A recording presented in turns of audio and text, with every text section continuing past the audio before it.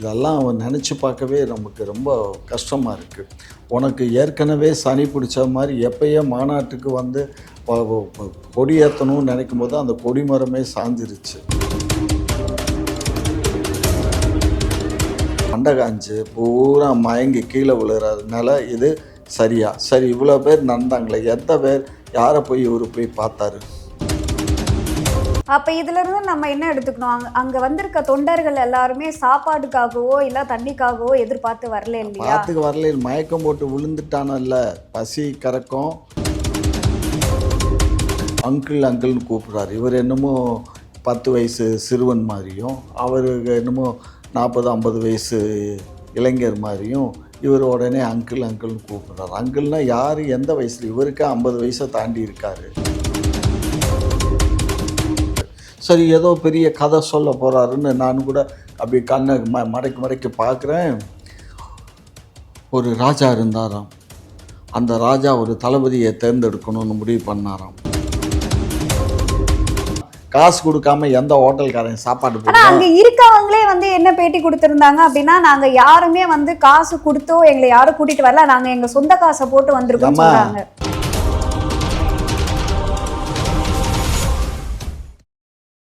குக்கு செய்தி நேயர்களுக்கு வணக்கம். நான் உங்க தீபிகா. இன்றைய நிகழ்ச்சியின் சிறப்பு விருந்தினர் திமுகவின் மூத்த முன்னோடி முனைவர் காமாட்சி நாயுடு அவர்கள். வணக்கம். வணக்கம். நேத்து மதுரையில விஜய் அவர்கள் வந்து மாநாடு நடத்தியிருக்காரு. அவரு இதுக்கு முன்னாடியுமே ஒரு விஷயம் சொல்லியிருந்தாரு, 2026 வந்து ஆட்சி மாற்றம் அப்படின்னு சொல்லியிருந்தாரு. இப்ப மாநாட்டிலையுமே அது சொல்லியிருக்காரு.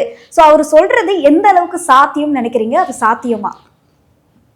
முதல்ல இந்த மாநாடுங்கிறது வந்து இப்போ எல்லாம் வந்து காலக்கொடுமை.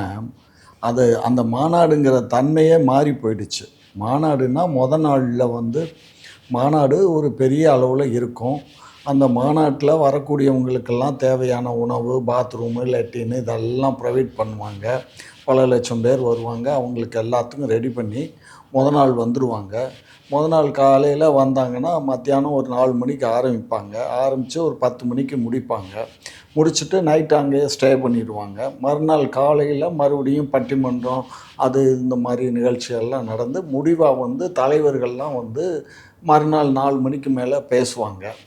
பேசி அது வந்து முடியும். ஒரு 8 மணி 9 மணி வாக்கில் முடிச்சுடுவாங்க. அப்போ 2 நாள் மாநாடு இருக்கும். மாநாடுனா அதுதான் மாநாடு. இது வந்து ஒரு பப்ளிக் மீட்டிங். ஆனால் விஜய் அவர்களுடைய மாநாட்டிலையுமே முன்னாடி நாளே நிறைய மக்கள்லாம் பார்க்கறதுக்காக வந்திருந்தாங்க. அது வந்திருக்கலாம்டா. இது வந்து மாநாடுன்னா விஜய் வந்து முதல் நாளே வந்த மக்களுக்காக என்ன ஏற்பாடு பண்ணாங்க சொல்லுங்கள்? நாங்கள் தண்ணியெல்லாம் வச்சுருக்கோம், குழாயில் தண்ணி வருதுன்னாங்க. குழாயில் தண்ணி வந்துச்சு ஒரு டேங்கில் இருந்து. அது எவ்வளோ நேரத்துக்கு ஆகும்? ஒரு 5000 லிட்ரு இது டேங்க், 5000 லிட்டரு 500 லிட்டரு போல் இருக்குது. அங்கே வாட்டர் பாட்டில்களுமே வந்து அதிகமாக வச்சுருந்தா சொல்லப்படுது. மாநாடு கறந்த 2 லட்சம் பேருக்கு 2 லட்சம் லிட்டரு குறைஞ்சபட்சம் ஒரு ஆள் ஒரு நாளைக்கு இந்த வெயில், கடுமையான வெயில் நேற்று ஒரு 2 லிட்ரு 3 லிட்ரு தண்ணி குடித்தான்னா எத்தனை லிட்ரு வரும் யோசிச்சு பாருங்கள். அதை ப்ரொவைட் பண்ணோம். 2வது முதல் நாளே வந்துட்டான். வந்தவங்களுக்கு சாப்பாடு ஏதாவது ரெடி பண்ணியிருந்தாங்களா?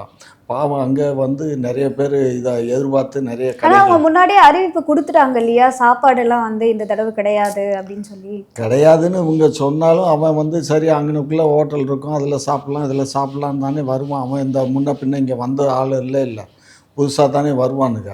அங்கே கடைகள்லாம் போட்டிருந்தாங்க. அந்த கடைகளில் பார்த்தா விலையும் அதிகம், அந்த சாப்பாடும் சரியாக இல்லைன்னு சொல்லி எவ்வளோ பேர் புகார் பண்ணாங்க யூடியூப்பில். இதெல்லாம் வந்து ஒரு மாநாடு நடத்தக்கூடியவங்க இதெல்லாம் கவனிக்கணும். இவங்க சும்மா வந்தால் உட்கார்ற இடம், நிற்கிற இடத்த மாத்திரம் சேர் போட்டிருந்தாங்க. எவன் சேரில் உட்கார்ந்தான் பாருங்கள்? எல்லாம் நட்டமாக தான் நின்றுக்கிட்டு இருந்தானுங்க. யாரும் அந்த சேரில் உட்காரல. பாவம் கேரளாவிலேருந்து சேருக்கு வந்துச்சுன்னாங்க. கேரளாவிலேருந்து வரலையாம், திண்டுக்கல்ல இருந்து தான் சேர் வந்திருக்கு. அந்த சேரெல்லாம் வேற உடஞ்சி போச்சு. இன்றைக்கி பாவம் அந்த கான்ட்ராக்டரு அழுதுகிட்டு ஒரு எபிசோடு போட்டு ப்ரெஸ்ஸில் மீட் கொடுத்துட்ருக்காரு. ஸோ இது மாதிரி அதாவது என்னென்னா, அந்த கோபம், சாப்பாடு இல்லை தண்ணி இல்லை அப்படிங்கிறது. நிறைய பேர் ஒரு 10 பேருக்கு மேலே மயக்கம் போட்டு வேற விழுந்துட்டாங்க. அவங்களெல்லாம் ஆஸ்பத்திரிக்கு ஆம்புலன்ஸில் எடுத்துகிட்டு போனாங்க. அது தவிர ஒரு 2 பேர் வந்து இறந்து போயிட்டாங்க. 2 பேர் இறந்து போயிட்டாங்க. ஒருத்தர் வந்து ஹார்ட் அட்டாக்ல இறந்தார். இன்னொருத்தர் வந்து மயக்கம் போட்டு விழுந்து அவரும் இறந்து போயிட்டார். நிறைய பேர் வந்து வந்த பஸ்ஸு வந்து ஒரு டிராக்டரில் மோதி அது ஒரு 10 பேருக்கு மேலே ஆஸ்பத்திரியில் அட்மிட் பண்ணியிருக்காங்க. ஏற்கனவே மயக்கம் போட்டு விழுந்ததில் ஒரு 10 பேர்.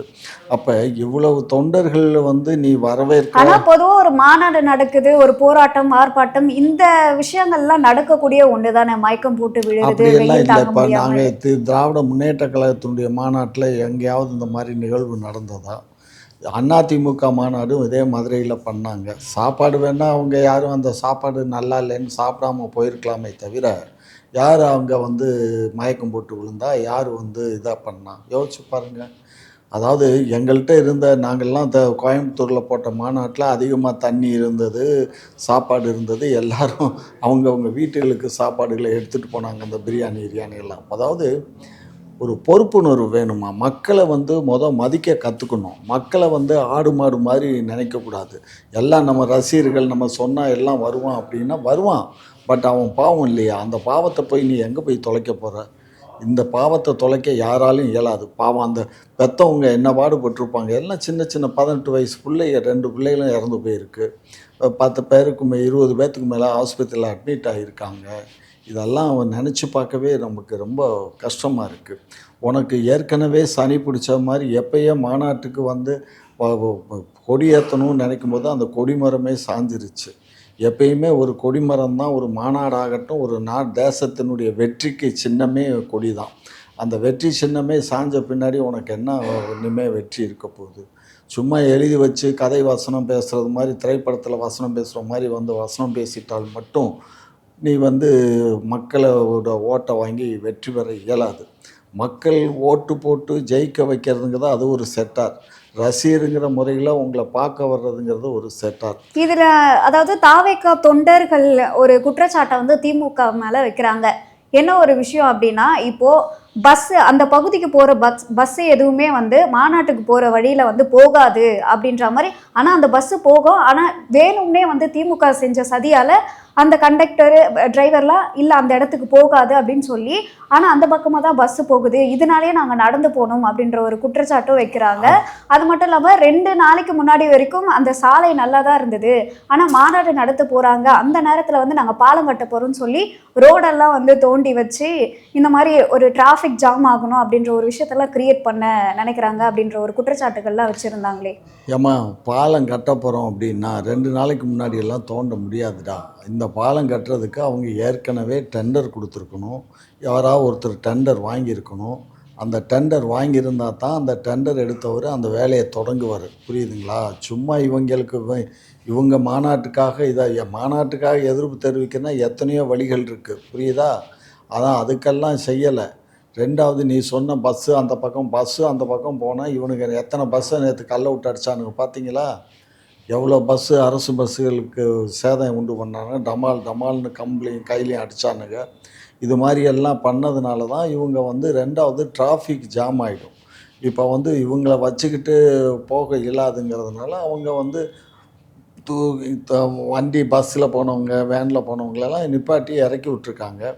அதுலேயும் சில வழிகளில் போனவங்க அது வந்து முன்னக்கூட்டி போனவங்கெல்லாம் அங்கே தங்கிறதுக்கு இடம் இருந்தது, கார் நிப்பாட்டுறதுக்கு அங்கே நிப்பாட்டிட்டு எல்லோரும் மாநாட்டில் கலந்துக்கிட்டாங்க.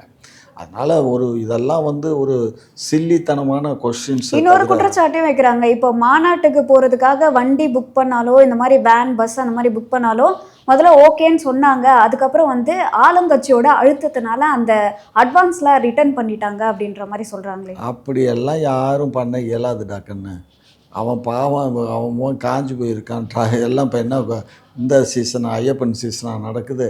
வண்டி டிமாண்டில் இருக்க அவன் கண்டக்டர் டிரைவரு சாப்பாடு இல்லாமல் ஒரு தவணை கட்ட முடியாமல் உட்காந்துருக்கான். அவன்லாம் வந்து அரசாங்கம் வந்து போகக்கூடாதுன்னெல்லாம் சொல்ல இயலாது. சும்மா இவனுங்க வந்து வாய் புளிச்சதோ மாங்காய் புளிச்சதோன்னு கதை கட்டுறானுங்களே தவிர அப்படியெல்லாம் ஒன்றும் கிடையாது. கூட்டம் வரல, இவங்க எதிர்பார்த்த கூட்டம் வரல. அதுக்காக எதை வேணாலும் இவனுங்க கொளுத்தி போடுறானுங்க. புரியுதா?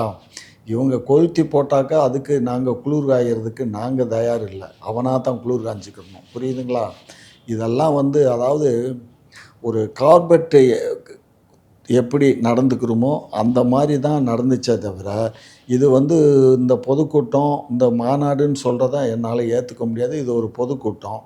இந்த ஏன் பொதுக்கூட்டம் ஏத்துக்க முடியாது இது ஒரு மாநாடுன்னு? மாநாடுங்கிறதுன்னு அதுக்கு சில தன்மை இருக்குடா. மாநாடுங்கிறது வந்து ஒரு நிகழ்ச்சி நிரல் நடக்கணும். ஒவ்வொரு தலைவர்களை பேச சொல்லணும். ஒவ்வொரு தீர்மானங்கள் கொண்டுட்டு வருவாங்க. இதுலயுமே 6 தீர்மானங்கள் இந்த நிறைவேற்றப்பட்டு இருக்கு இது இல்லையா? என்ன தீர்மானம்? 6 தீர்மானம் சொல்லு. அதாவது பெண்களுக்கு பாதுகாப்பு உறுதி செய்யணும் அப்படின்னு சொல்லி ஒரு பெண்களுக்கு தீர்மானம் பாதுகாப்பு சொல்லியிருக்காங்க. இல்லாம ஆணவ கொலைக்கு வந்து தனி சட்டம் ஏற்றணும் அப்படின்னு சொல்லி இதெல்லாம் வந்து ஆணவ கொலைக்கு தனிச்சட்டம் வேணும்னு எப்போ யார் கேட்டா? சட்டமன்றத்திலே கேட்டாங்க.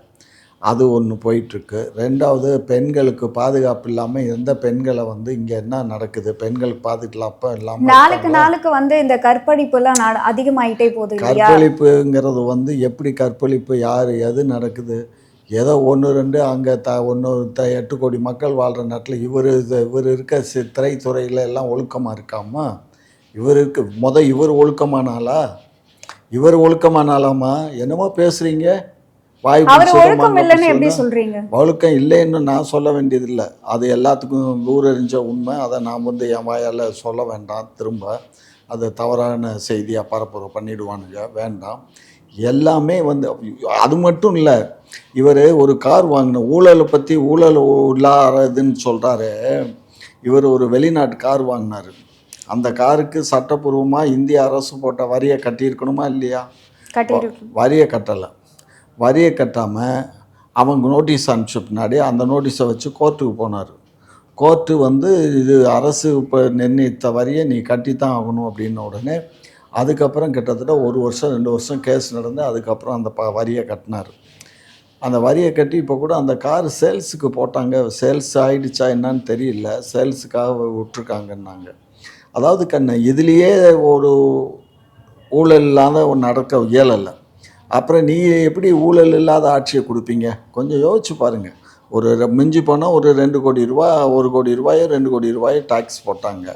அந்த டேக்ஸே கட்டாமல் நீ ஏமாத்துற நீயே ஒழுக்கத்தில் எப்படி இருப்ப? 2வது வந்த ஏழை எளிய மக்களுக்கு ஒரு 2 நேரம் உணவு கொடுக்க முடியாமல் அதுகளை தவிக்க விட்டு எல்லாம் மண்டை காஞ்சு பூரா மயங்கி கீழே விழுகிற நிலை இது சரியா? சரி, இவ்வளோ பேர் நடந்தாங்களே, எந்த பேர் யாரை இவர் போய் பார்த்தாரு?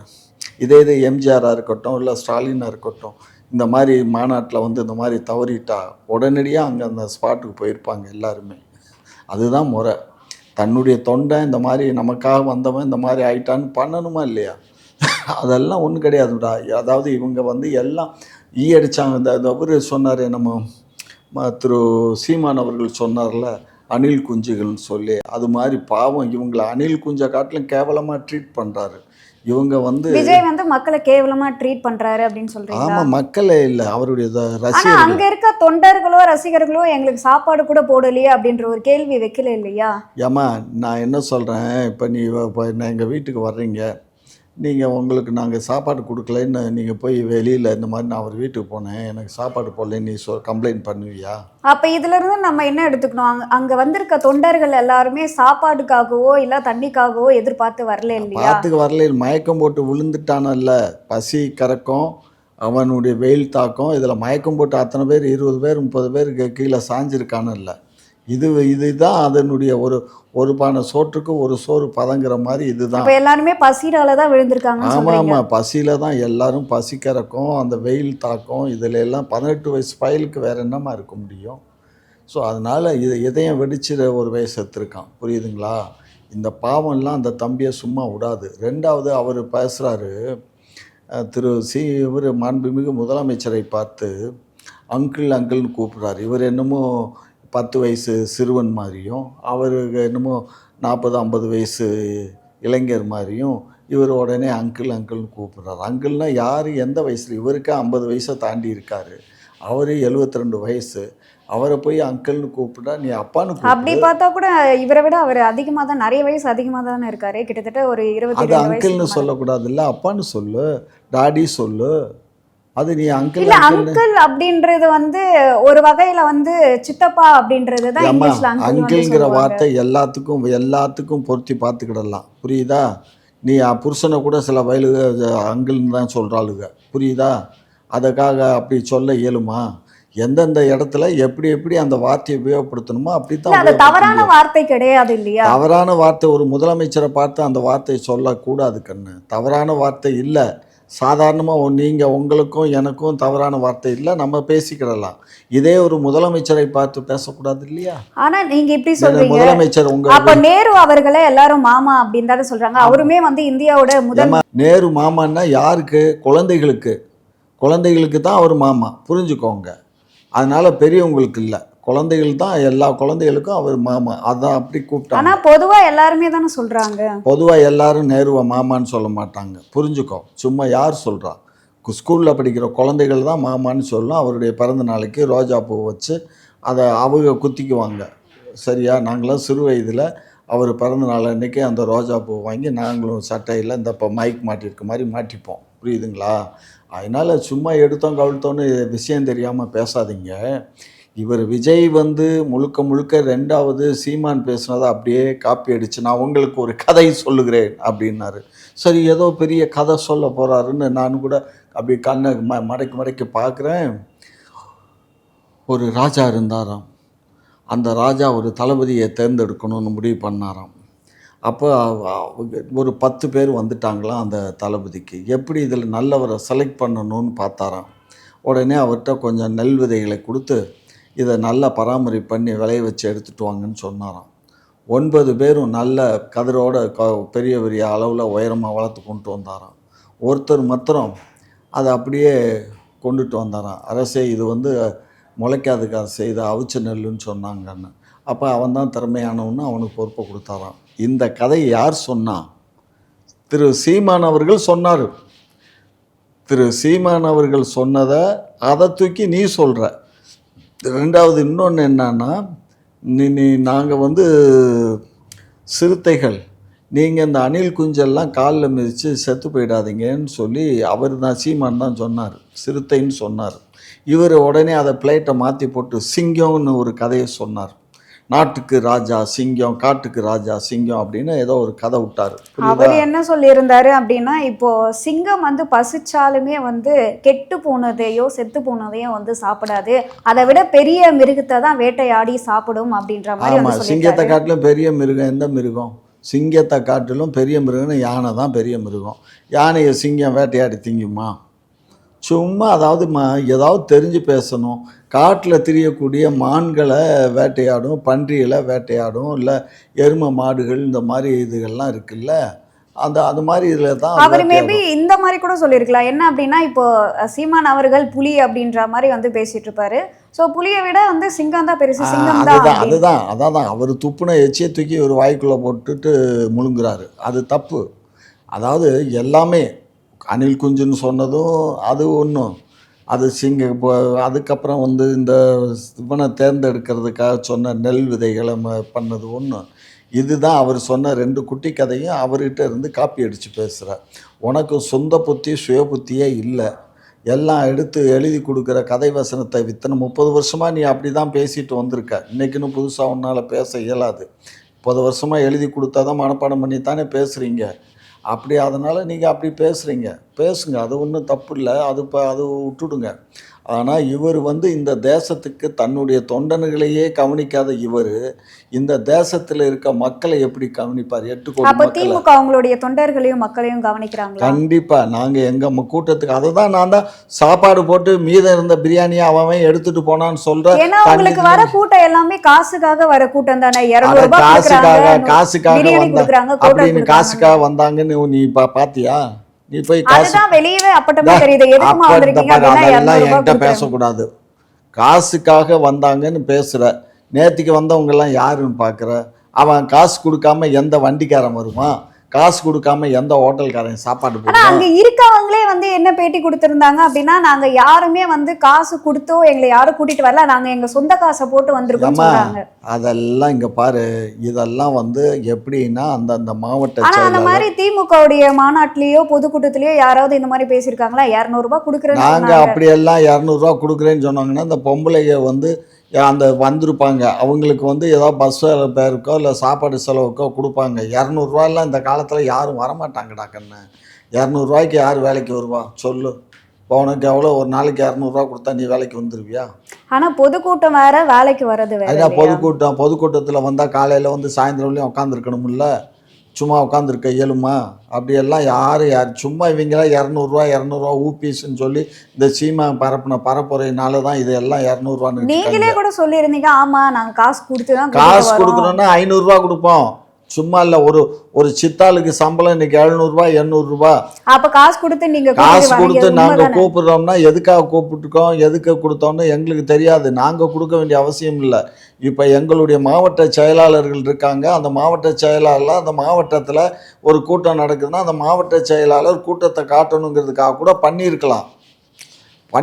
அது நான் வந்து அப்ப அந்த கூட்டம் எல்லாமே காசுக்காக தானே வந்திருக்காங்க. எல்லாமே காசுக்காகன்னு எப்படி சொல்லுவேன்? கஸ்மாலம் காசுக்காகன்னு எல்லாத்தையும் சொல்ல இயலாது, புரிஞ்சுக்கோ. ஏதோ ஒரு 10 பேர் 5 பேர், அதாவது கூட்டம் வரும்போது கூட்டம் பத்தாது, இன்னும் கொஞ்சம் கூட்டத்தை சேர்க்கணும்னு சொல்லியிருக்கலாம். இப்போ ஒன்றும் இல்லை, ஒரு வேனில் 20 பேர் 10 பேர் ஏறிட்டாங்க, இன்னொரு 5 பேர் ஏறணும், குறையா இருக்குது.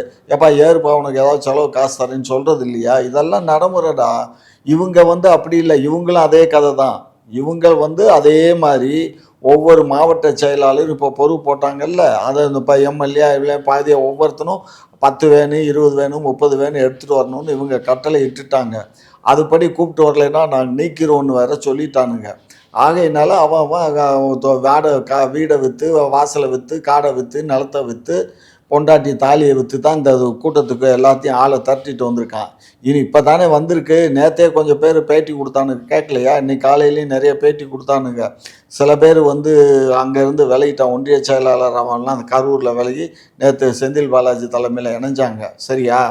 இது எல்லாம் பொறுத்து பாருங்கள். இன்னும் 2 நாளையில் இந்த மாநாட்டு விஷயம்லாம் நாரி நலமளந்து போயிடும். புரியுதா? கக்குசாகி போயிடும், உண்மையிலே கக்குசாகிடும். ஆகையினால அவர் நடத்தின கூட்டம் நல்ல கூட்டம்.